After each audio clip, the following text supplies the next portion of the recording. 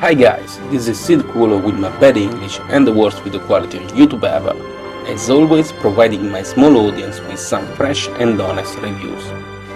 Blade of Darkness is a game developed by Rebel Axe Studios in 2001 and published by qubicgames in 2022.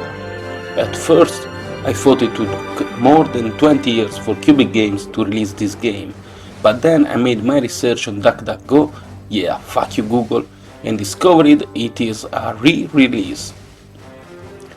New games don't appeal much to the audience, so software houses and publishers decided to bring back all the games from the past, and that's why Blade of Darkness is been re-released, in order to be available on the Nintendo Switch and Steam.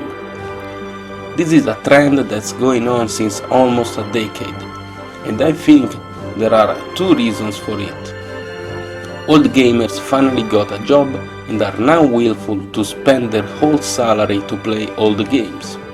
For instance, I just spent over 200 euros in Nintendo 64 games for Christmas, and I'm not done yet. While new gamers have wasted their pocket to sub on titty girls on Twitch or onto some dumb mobile gacha, and are now riding on rainy days to deliver pizza to old gamers.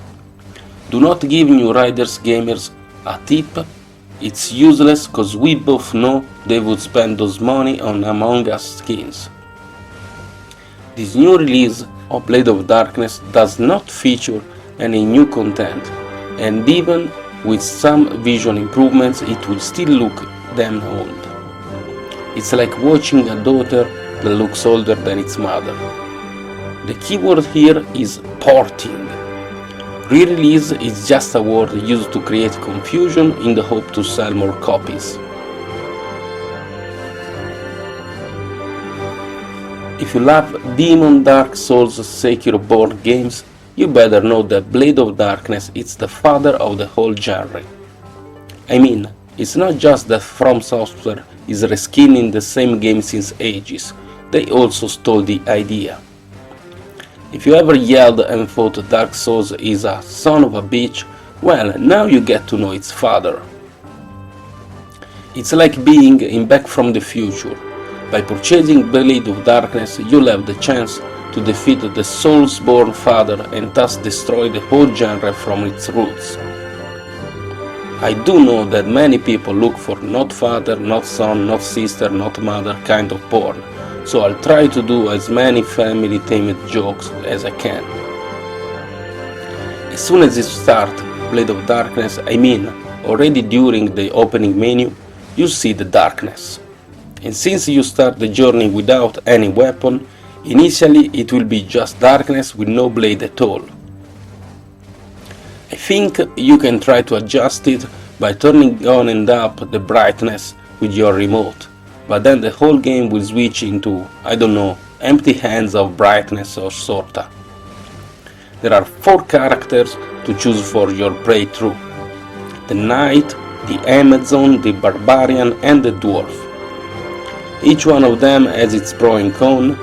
The Knight is the easier to play with, the Amazon has an amazing dodge and range skills, the Barbarian has insane attack but low defense, and the Dwarf is damn stupid and has the lowest out of them all. It also has a broken hit and hurt boxes and a useless dodge. Choose any of the 3 listed above, but be sure to avoid the Dwarf at all costs. I wish somebody told me this before I started. Now, guess which one I picked for this review. The stupid, damn useless motherfucking Dwarf. Blade of Darkness has more battles and combinations than PewDiePie fake subscriptions, and I wasn't even done with the tutorial when I started to smash my controller randomly. Surprisingly, it kinda worked, and I passed the tutorial safely, which is already a better performance than what I usually do for my honest reviews. By proceeding through the game, you might manage to master the controls and finally make your character do what you want, but it will still look clunkier than Banjo-Kazooie's Clunker. Here is an image of Clunker for those too young to remember it. Also, Keep in mind this game has no autosave, so you'll want to save after each step you take into this edgy, gore pixeled hell. I was so enthusiastic to complete the tutorial that I forgot there was a whole game ahead. I proceeded into it as a little red hood into the wolf jaws. It didn't went well. It's surely my fault, but it's also due to Blade of Darkness difficulty and especially the damn stupid dwarf fault. I quit playing this game hours ago and I'm still yelling at the dwarf.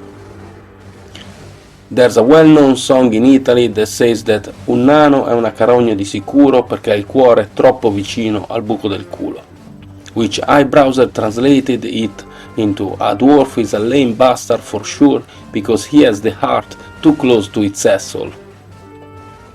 Again, I did not complete Blade of Darkness, or to be more accurate, I did not complete Blade of Darkness first level at all, so take it in consideration while watching this honest review. I will give Blade of Darkness a second chance, but I will restart and pick some other character.